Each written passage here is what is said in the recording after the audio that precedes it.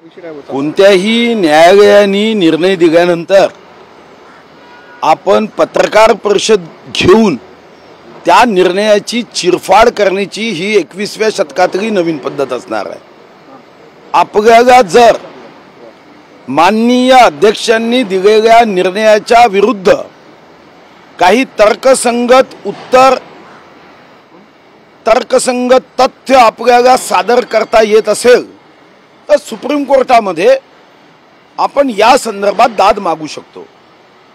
पण दाद न मागता कायद्याचा अवमान होईल, पीठासीन अधिकाऱ्याचा अवमान होईल अशा पद्धतीचं भाष्य करून मला वाटतं की वातावरण बिघडवण्यामध्ये, जेव्हा आपण 26 जानेवारी 2024ला संविधानाच्या 75व्या वर्षात प्रवेश करणार आहोत, अमृत महोत्सवी वर्षामध्ये प्रवेश करणार आहोत, तेव्हा अशा पद्धतीचे नवीन प्रकार सुरू करण्याच्या ऐवजी आपली बाजू कोर्टात मांडावी।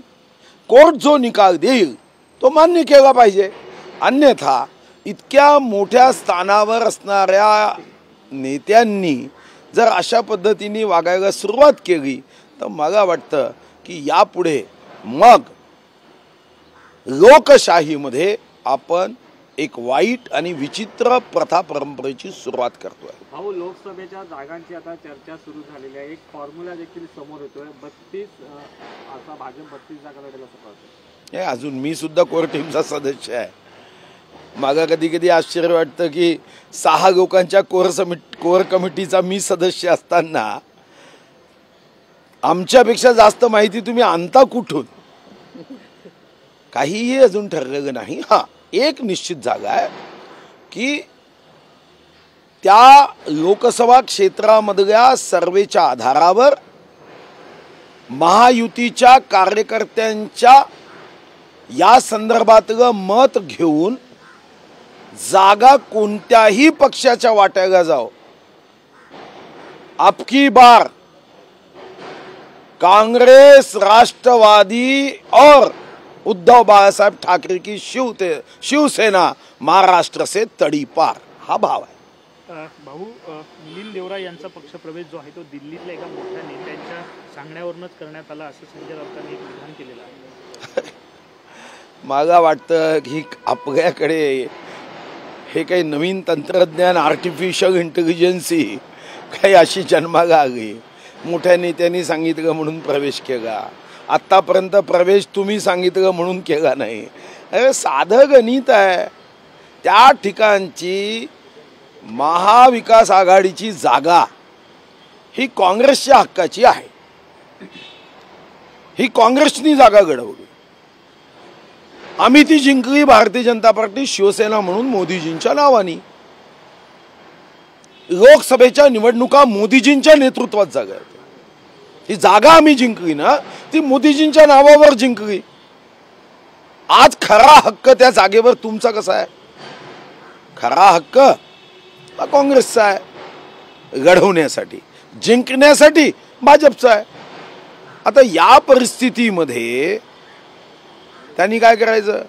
तुमच्या या सर्व स्वार्थी आणि खुर्चीच्या राजकारणात त्यांनी बलिदान द्यायचं आणि बाकीच्यांनी खुर्चीसाठी मात्र विचार जमिनीत गाडायचा, असं कसं शक्य आहे? सूत्रसुळेंनी दावोस दौऱ्यावर टीका केलेली आहे की 34 कोटींची उधळण दावोस दौऱ्यानं होणार आहे, जनतेच्या पैशाची लूट हे महायुती सरकार करते। मला असं वाटतं की स्वर्गीय गोपीनाथ मुंडेंचे विधानसभेतले भाषण शरद पवारांच्या दौऱ्याच्या संदर्भात एकदा काढून वाचले पाहिजे।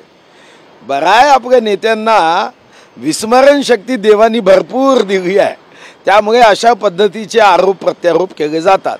आता खरं तर महाराष्ट्राच्या प्रगतीमध्ये, विकासामध्ये शून्य योगदान, त्याच्यावर कोणतीही चर्चा नाही। 24 तास 24x7 365 दिवस फक्त नकारात्मक भूमिका। महाराष्ट्राच्या प्रगतीमध्ये आम्ही हे केलं होतं, तुम्ही सुद्धा हे केलं तर महाराष्ट्र वेगाने पुढे जाऊ शकेल, कधीच मी यांना ऐकतच नाही हो। पत्रकार परिषदेमध्ये फक्त टीका, अतिशय निम्न शब्दाचा उपयोग आणि अशा पद्धतीचं डावोसवर काय खर्च जागा, इकडे काय खर्च जागा आणि अशा पद्धतीने भ्रम निर्माण करणं.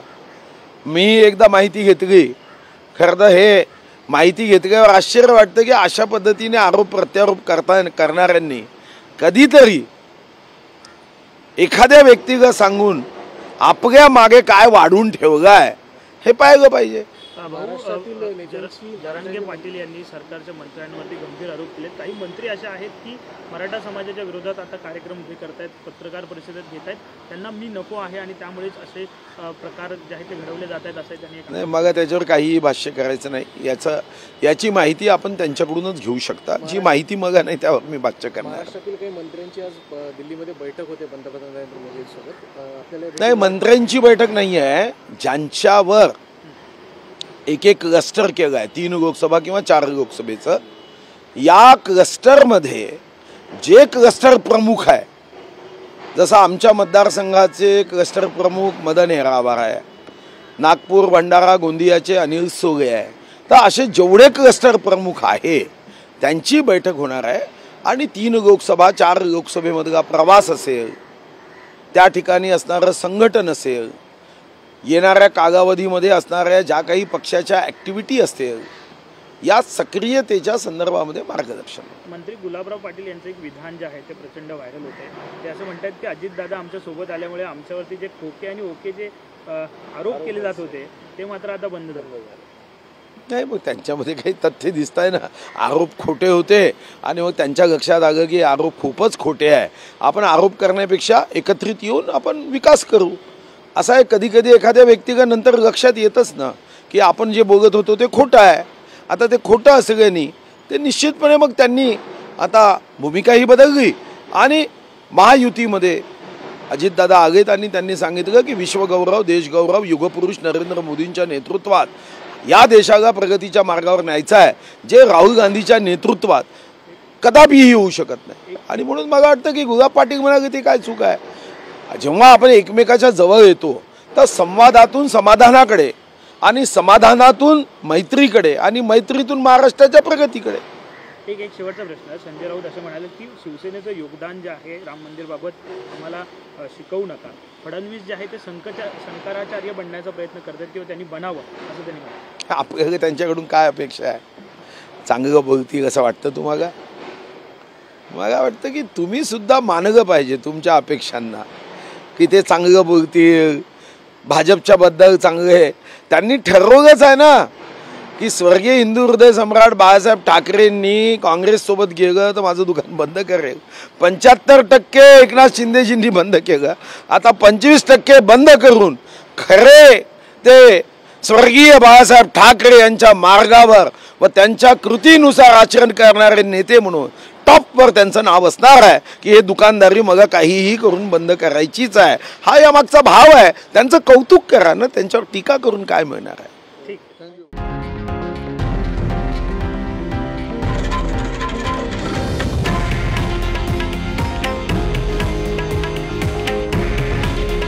हे आहे देशातील नंबर 1 न्यूज नेटवर्क आणि आपण पाहत आहात TV9 मराठी. काळजी तुमची, हित महाराष्ट्राचं.